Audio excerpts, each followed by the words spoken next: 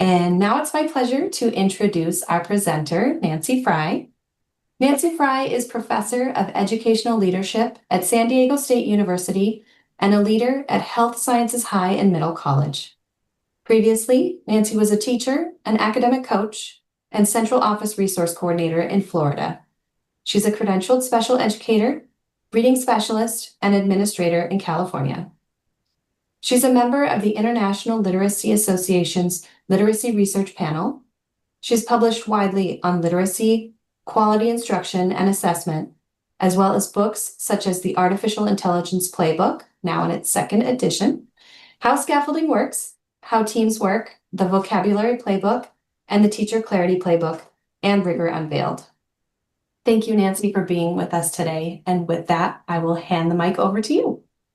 Thank you so much, Megan. And I have to say, for all of you, I am truly dazzled by not only representation all around the country, all around the world as well, but also too, we understand that it is early June, and the commitment and the interest that you show in making sure that things are done well with educators and for educators is really something that all of us are so grateful for.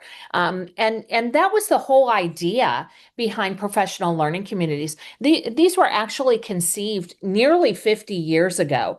So going back to the late 1960s and early 1970s, because, and I know this was a really long time ago, but boys and girls, that didn't used to be professional learning that was happening in schools. That was a real rarity. And there were researchers and policymakers who recognized that teachers deserve to be able to have ongoing professional learning in their own lives. And so at that time, professional learning communities were conceived as a way for teachers to be able to gather together, to be able to learn with and from one another. That was the whole idea behind them. The L in PLCs was the major important part of this. And professional learning communities, of course, predate things like the development of standards and those sorts of things, as well as lots of other professional learning opportunities as well. But they continue to matter and they continue to resonate. Certainly, what we have learned over these several decades is how very important it is that what it is that teachers know and the relationships that adults have with one another, that relational trust, is absolutely critical to be able to advance the learning of students. And I'm going to do a shout out one more time for Elaine Allensworth. Her work on relational trust and how it impacts the learning of students is phenomenal. Now, here's the trouble with PLCs. The trouble is that there actually hasn't been a lot of formal ongoing development of what professional learning communities are. And so what happens, and I'm kind of reminded of that game that many of us played when we were kids, you know, when you'd sit in a circle and the first person would whisper a message into the ear of the person sitting next to them, and then it would be whispered all the way around the circle. And by the time the message got back to the first person, it was completely different. Professional learning communities often end up looking that way as well. There's little attention that is given to how it is that adults work together during teacher preparation programs. And I want to be really, really clear about all of that too, because I work in teacher preparation programs. There's a lot of content that we're subscribed to be able to do by the state. And so adult learning, unfortunately, is not a part of those teacher preparation standards. And so here's what happens. A new teacher is fresh out of the university, is hired in their first school, and they look over what the agenda for the week is going to be. And it says something on there about that there's a PLC meeting on Wednesday mornings.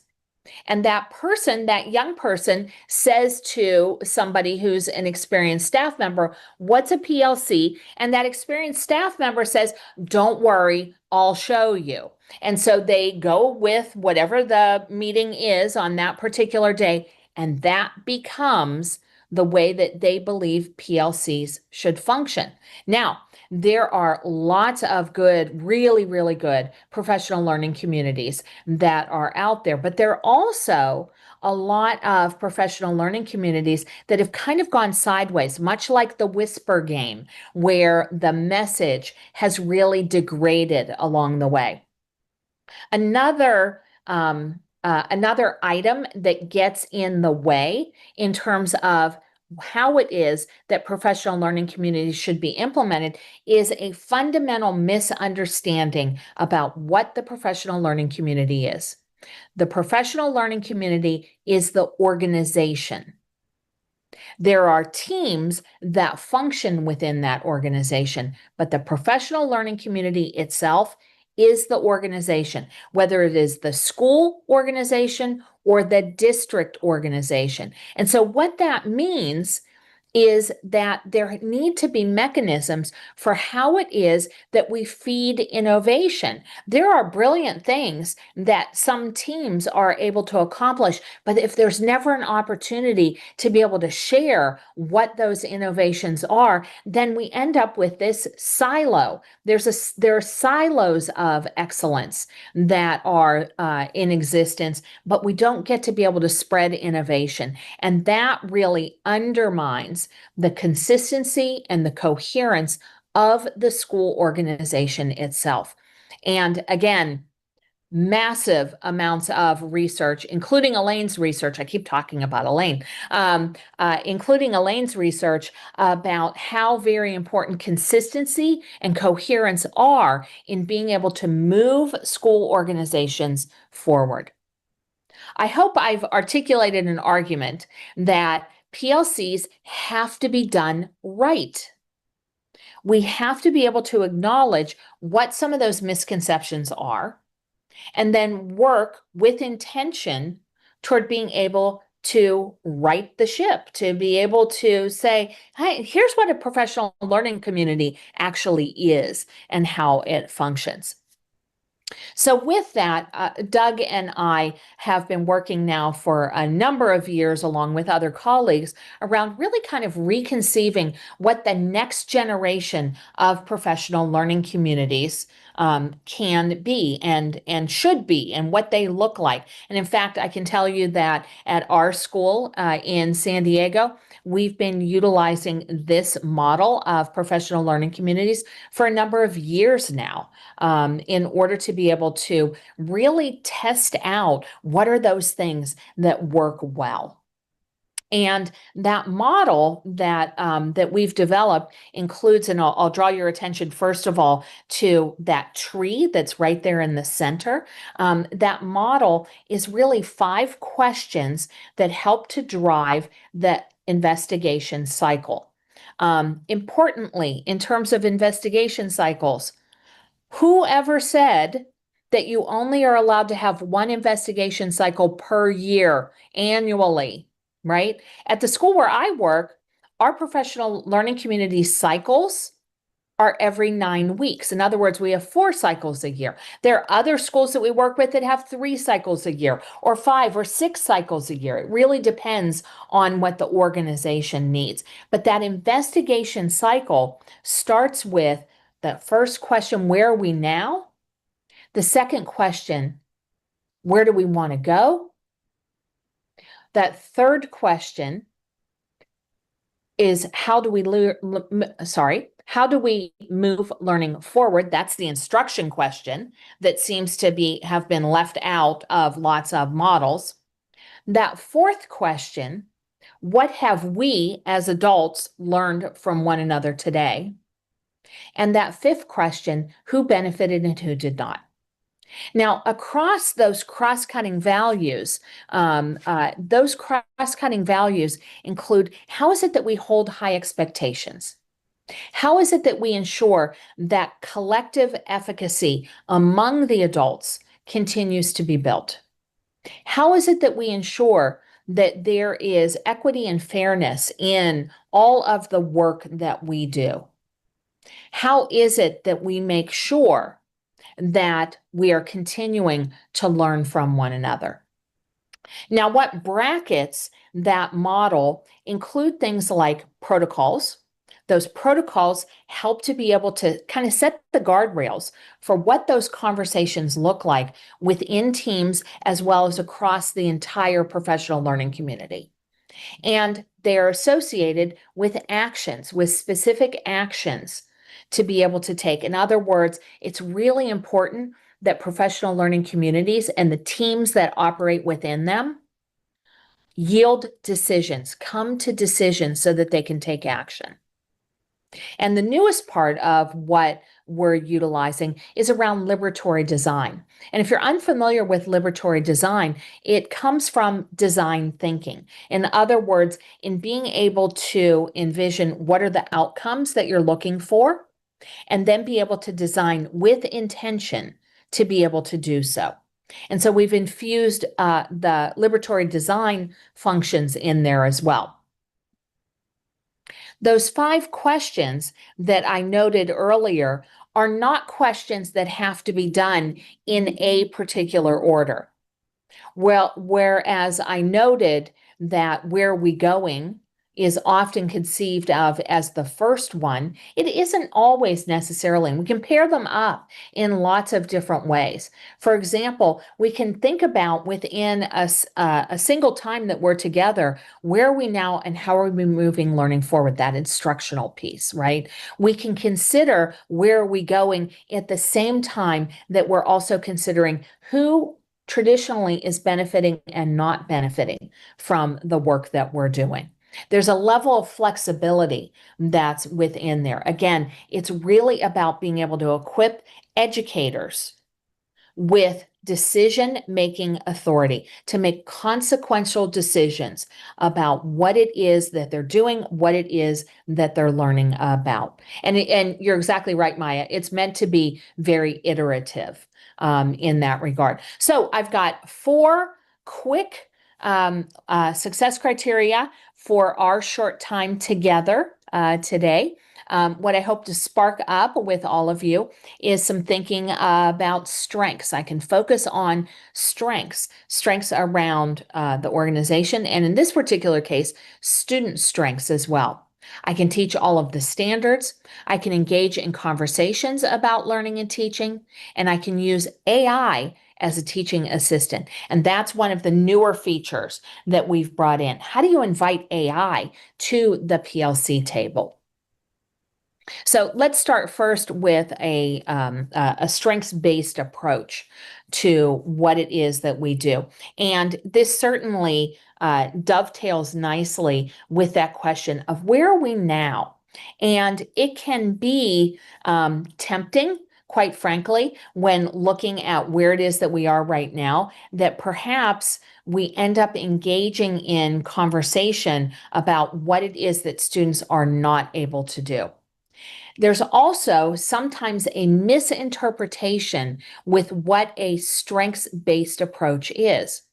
A strengths-based approach is not ignoring what the challenges are, only talking about positive things, but rather it's a much more nuanced approach. And I saw that some of our colleagues from Australia are on the line, and this particular model comes from Australia.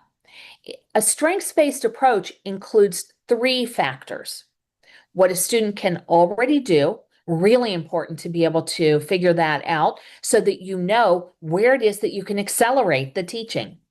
That second part of it, what can a student do when provided with educational support, also known as teaching? That's what it is that we do. What will this student be able to do with educational support? And that longer term vision, what will this student one day be able to do? In other words, keeping in mind what should this student be able to do by the end of the school year or by the end of the grade band that we're in? Where are we moving not only immediately, but moving forward? Unfortunately, one of the difficulties, challenges with professional learning community teams is that often they devolve into deficit thinking.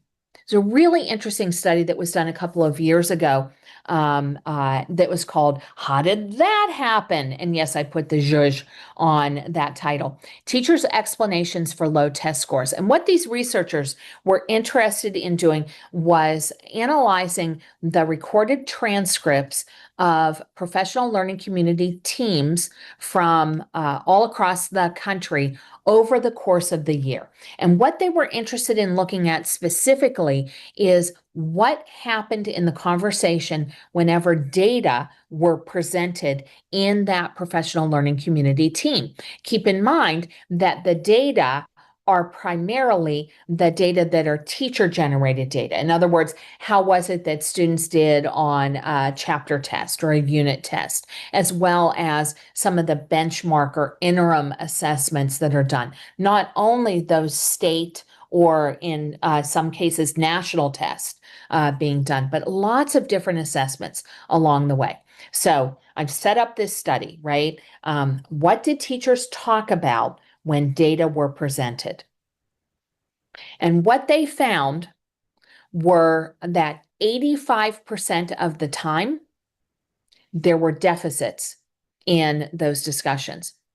33% of the explanations were around student behavior.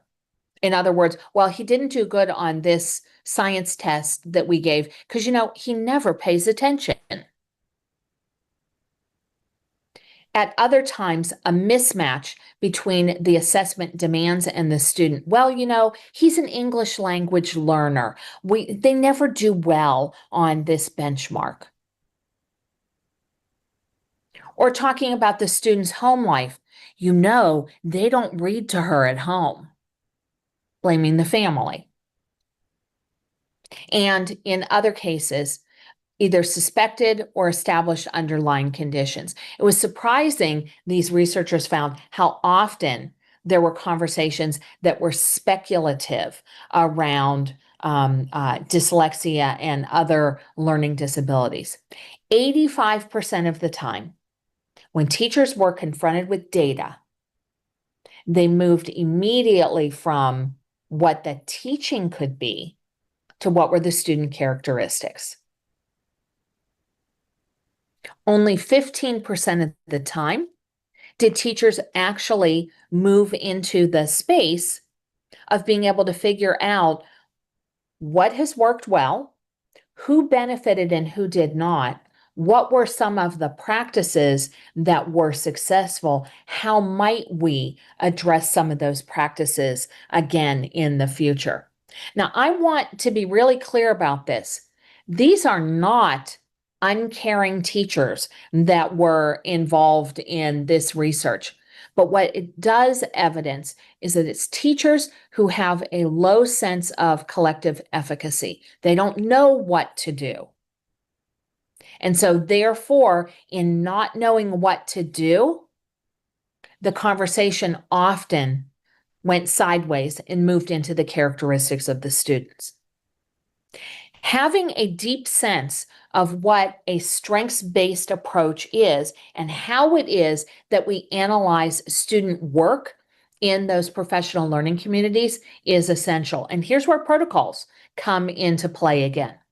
Now, I'll show you an example. This is a seventh grader from Canada who is a level 1 multilingual learner. And I'll give you just a moment to kind of gaze on what it is that he's doing. I'll also show you a clearer way of being able to see what it was that he wrote about.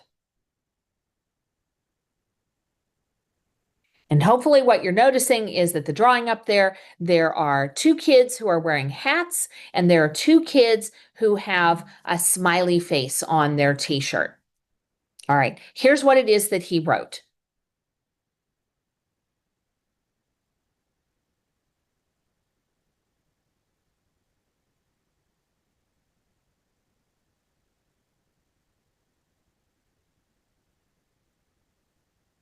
Now, in the absence of being able to have some protocols that are in place about how it is that we analyze student work, it would be conceivable that a seventh grade team would kind of throw up their hands and say, well, I don't even know where to start with this student. I don't even know where to begin.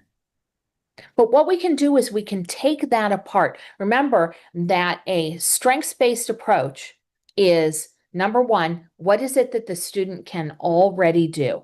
And so I've highlighted some things. One of the things that he can already do is that he's got some utility words that are in place, as well as some subject-specific words like basketball and team and score. And Maya, I agree with you as well. Um, he also understands some of the grammar that is already in place. As you know, the grammar and the syntax of every language is different. He already has some knowledge about how grammar in English compared to grammar in his first language, Spanish, what are the differences between the two? He's lining up those words correctly. He's got some of that syntax down, and he's writing not only simple sentences, but he's trying out some compound sentences as well. He's got pronunciation, he's got spelling that is often informed by pronunciation, not surprising at all, but he understands clearly about things like the mechanics, capitalization, using periods, and those sorts of things.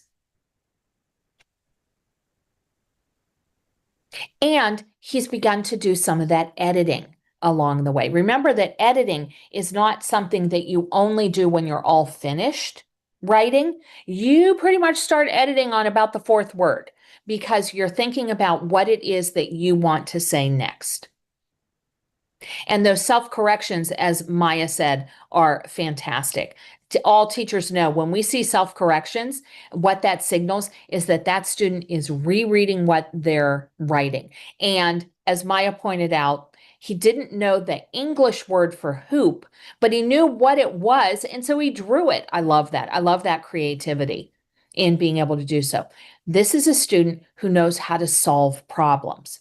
Now, remember, the second part of a strengths-based approach, not only knowing what it is that they can do, what can they do with educational support? And what the professional learning community team can really do is to figure out what is it that needs to happen next.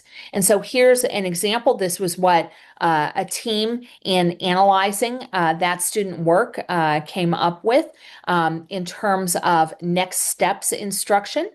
Around giving him some more descriptive words and subject-specific words, in terms of developing his knowledge of verbs for present, past, and continuous tenses, and expanding the number of conjunctions that he's using. He's already got some that are in there. Being able to increase the detail in the simple sentences and in sentences with clauses, helping him to be able to have a wider range of familiar words that he can spell from memory using some simple writing frames, and of course, making sure that he has grammar and dictionary notes or a checklist that he has access to.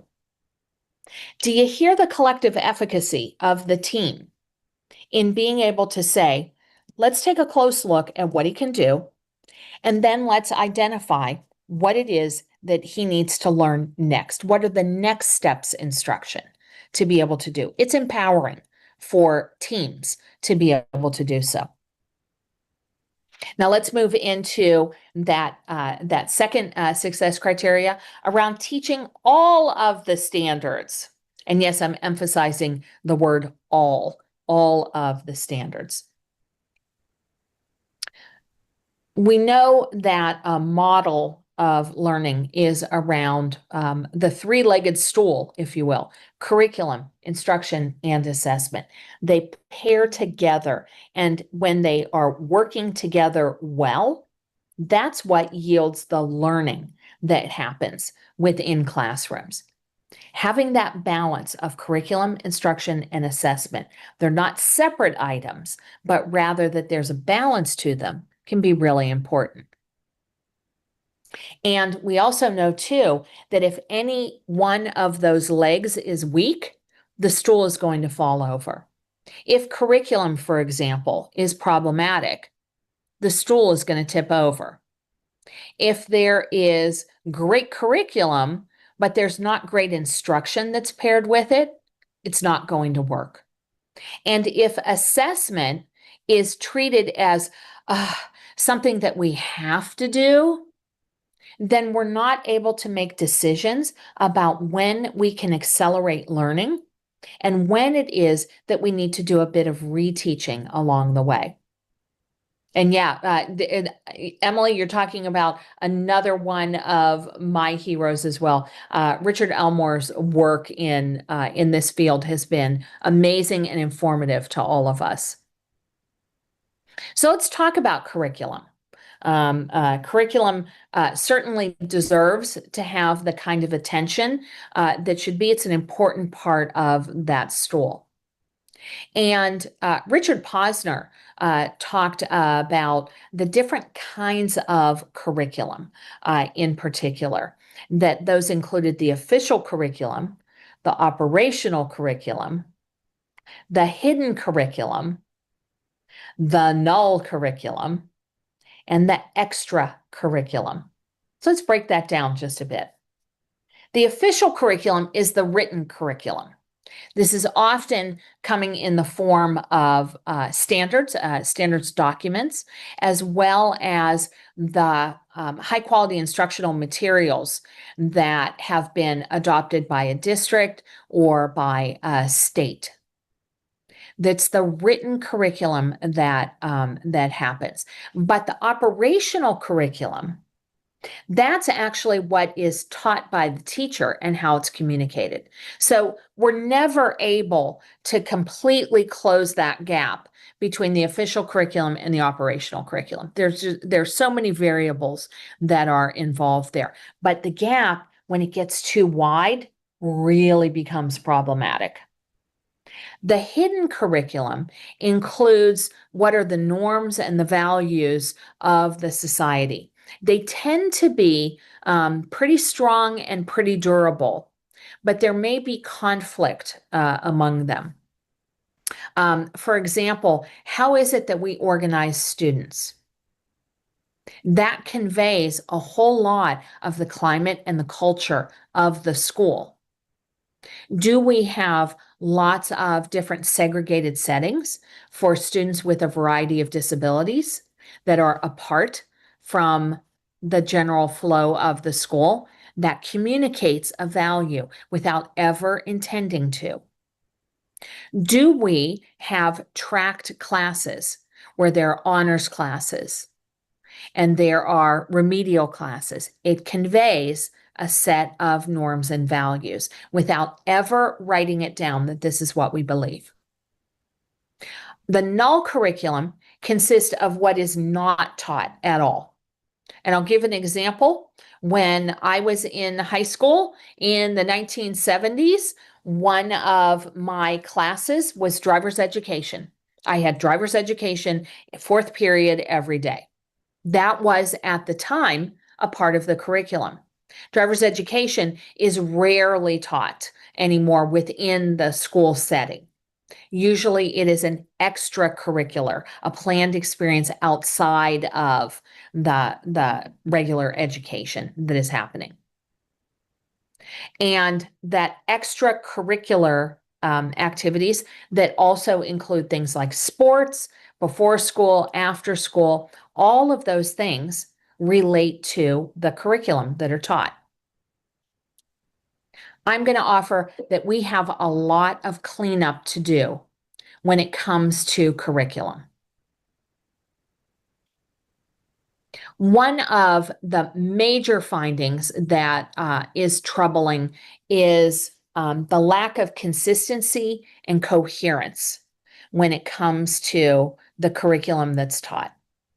RAND study that actually was conducted before the pandemic. It was published in 2020, but it was actually conducted before the pandemic, found that almost 90% of public school teachers added, mixed, and matched a plethora of content from the internet into their district mandated content, with Teachers Pay Teachers being the most consulted source. What that ends up creating are a whole lot of people who have to be curriculum DJs. In other words, they're trying to put together their own curriculum. And I'm just going to say this right now. We are not experts at a scope and sequence. We are not experts at that. And when we begin to mix and match what those curricular materials are with abandon, it undermines perhaps what the linear progression is supposed to be. Now, I in no way am suggesting that we must adhere tightly and closely, no matter what, to the published curriculum. But we need to be very thoughtful about how it is that we change that curriculum. We're not doing it just because we found something cute on the internet. And so we're going to teach this and we're not going to teach that, but rather that we're doing it with thought. We're doing it with our students in mind. Another contributor to this idea of mixing and matching includes what had been some of the more common messaging that had been done a decade or two ago around this idea of priority standards. Now, importantly as well, these priority standards, the conversations happened before there were lots of standard reforms that were happening. And here's one quote, that priority standards are a carefully selected subset of the total list of grade-specific and course-specific standards within each content area that students must know and be able to do by the end of the school year in order to be prepared for the standards at the next grade level or course. What that has gotten misinterpreted as is, let's just choose certain standards that we're going to teach, and we're going to disregard the others. In other words, that there are standards that become part of the null curriculum. That was not what the original messaging was. The original messaging was, let's pay some really close attention to these particular standards as markers of our progress. However, as I said, it sometimes has gotten misinterpreted as these are the only standards that are important, and we don't need to pay any more attention to them. The conversation around priority standards kind of died down a bit, especially as there were a variety of standards reforms that were happening. However, it kind of reared its ugly head again during COVID. And there were efforts around identifying what priority standards were. I was a part of that effort here in California. And so I want to be able to shape that very much so. When we did the work on priority standards, it was when we were in full lockdown. The state had suspended, had put a moratorium on any kind of state testing.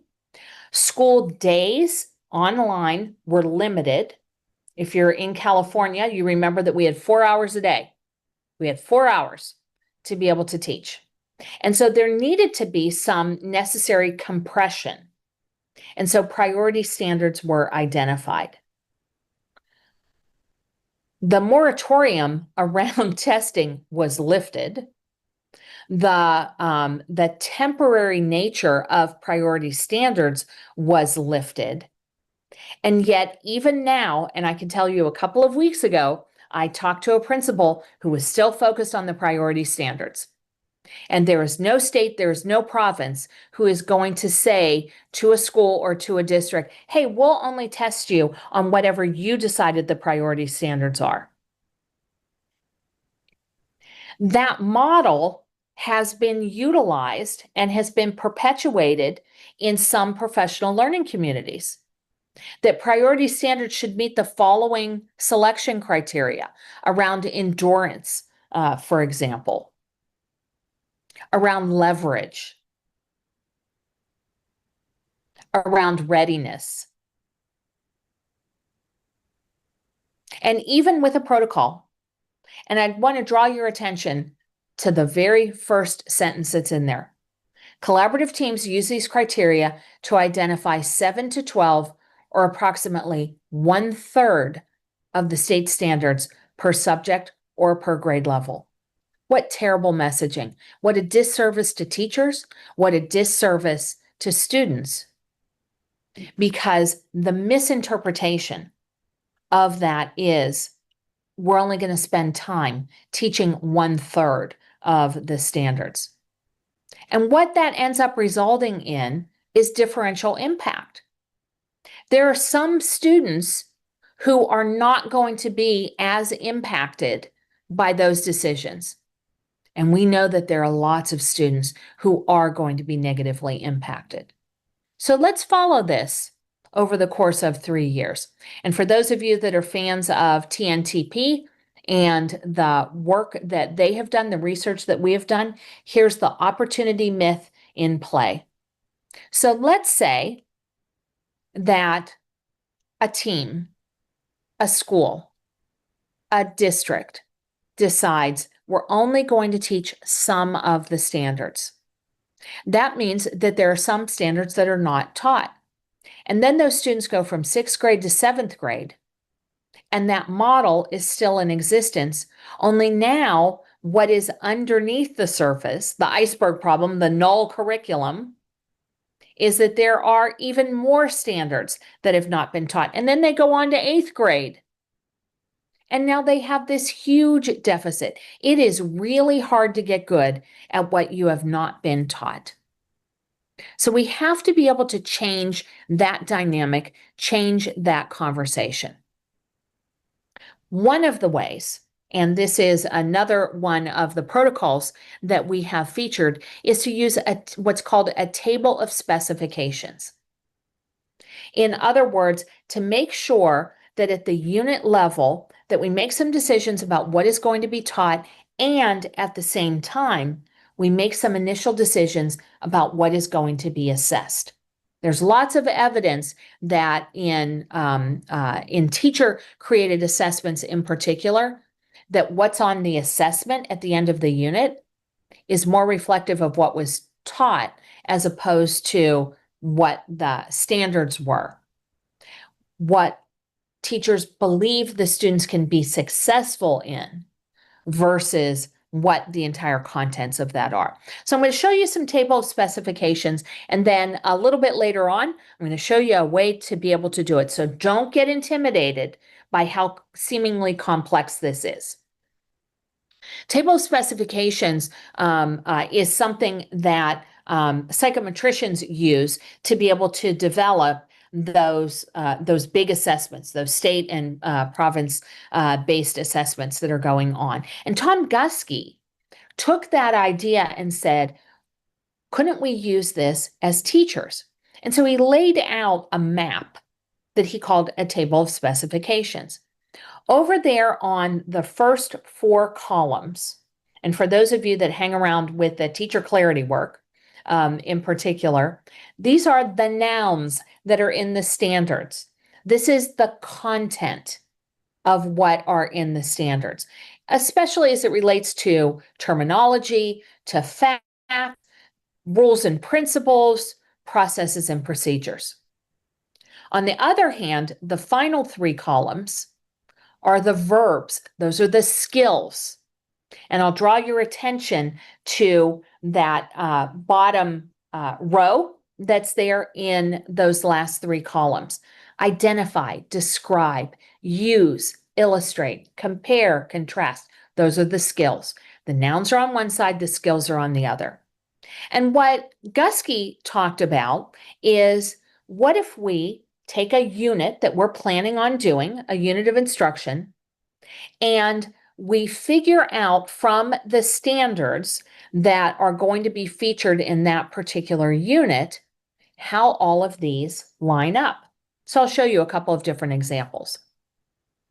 Here's one from eighth grade English, and this particular unit, the teachers were teaching about character analysis, being able to identify direct and indirect characterizations, and so on. And so you'll see over in those first 4 columns, vocabulary, specific information, rules and principles, processes and procedures. That's all content related. And then the skills over on the left or on the right-hand side, being able to identify the protagonist and the antagonist, using evidence from the text to be able to support indirect and direct characterizations, evaluating the development of the protagonist and the antagonist. In other words, those final 3 columns become your assessment map. They become your plan about what it is that you want students to be able to accomplish when you assess them. I'll show you a couple of other examples. Same kind of a map. In this particular case is a 5th grade social studies unit from some teachers in Maryland. And I'll draw your attention to the final 3 columns. This tells you what it is that you want featured on your assessment.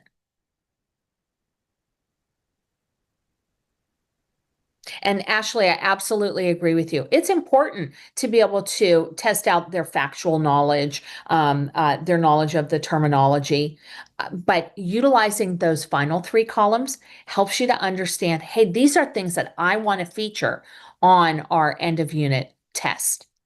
And here's one for kindergarten. This is kindergarten, a unit about insects.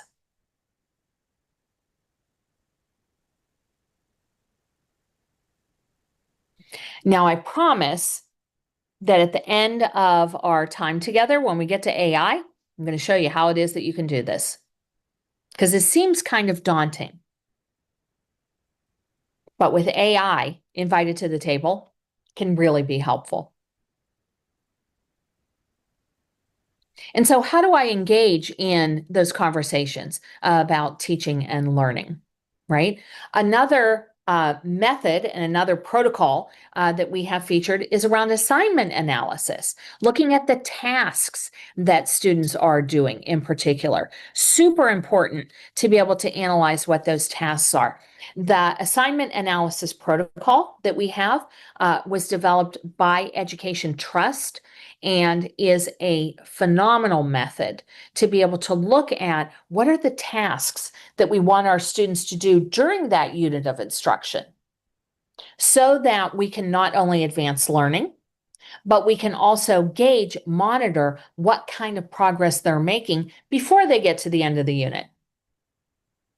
One of the items that is featured in there are around instructional strategies that are associated at the surface level, the deep level, and the transfer levels of learning. These are, and this all comes from John Hattie's visible learning work. The effect sizes are over there in the 2nd column and the 4th column. And I just want to point out that when we're talking about surface level acquisition of knowledge, which is super important at the beginning of a unit, not surprisingly, you're doing a lot more in terms of like vocabulary instruction, direct instruction. We're doing some wide reading, those sorts of things that are happening.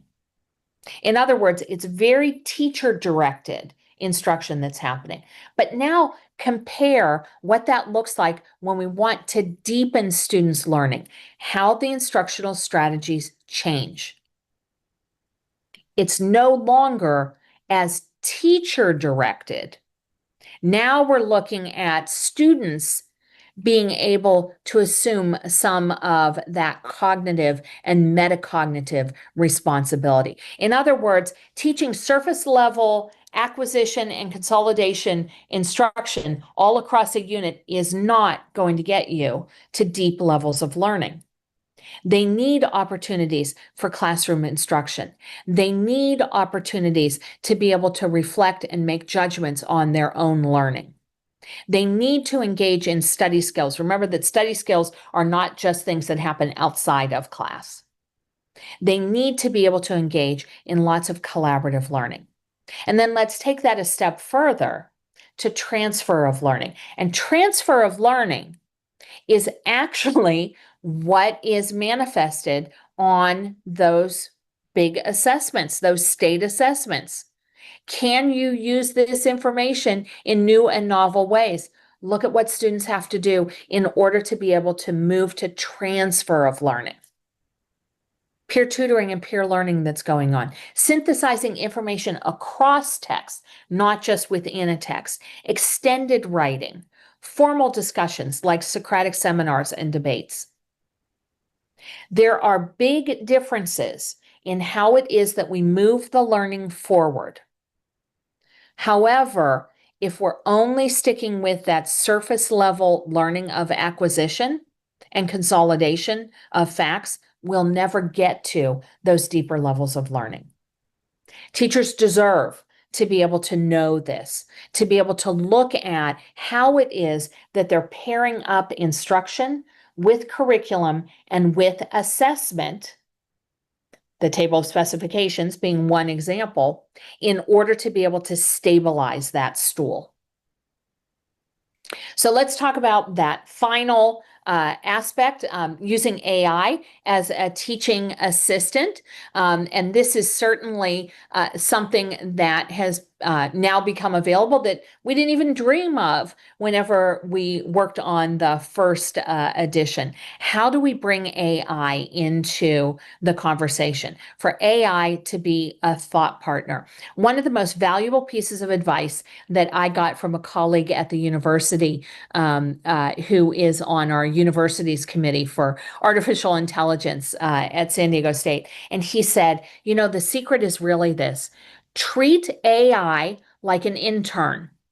Let AI do the first initial lift so that teachers can actually do what they do best, which is to use their wisdom, use their expertise to be able to refine, to be able to revise, rather than starting with a blank page. How frustrating is it for so many PLC teams to have to start with a blank screen? What are we going to write? What are we going to be able to do? Let's have AI in there to be able to help us out, to be another part of our team as well. In fact, Doug and I, along with our co-author Megan Hargrave, recently wrote an article about bringing artificial intelligence to the PLC table. And there is a link there if you are interested in being able to find that. But what that can look like in particular is that you can use AI right there in the meeting to be able to have those conversations, to be able to use that AI, that chatbot, as a thought partner that you're inviting right into the table, that you can collaborate with. There's so much wisdom, there's so much human wisdom and expertise that's at the table. Let AI do some of the legwork for you. So one of the features that we have now is that peppered throughout all of the modules are places that you might consider asking a bot. And what we've done is we've done some prompt engineering for you in order to be able to kind of shape what it is that you might ask. For example, this might be a first pass at getting AI to be able to develop that table of specifications for you. Uploading a model of what it is that looks like. Here are the standards that you're going to be working on. Let it know what the categories are that you're looking for. And now you go back and forth with the chatbot to be able to revise and refine what that looks like. What a great way to be able to use the expertise that's right there at the table, the human expertise. Another example is in having chatbots begin to be able to draft lesson plans.